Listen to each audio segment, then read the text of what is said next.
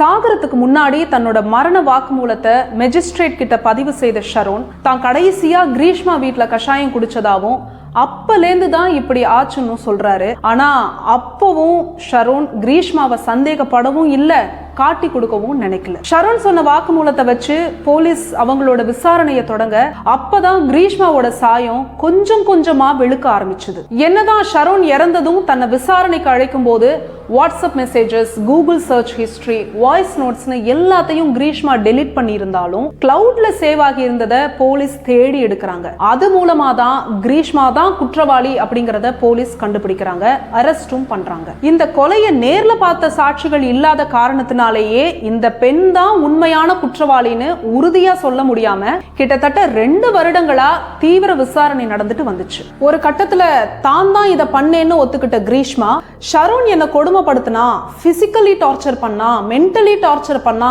அது இதுன்னு குற்றச்சாட்டுகளை அடுக்கிக்கிட்டே போக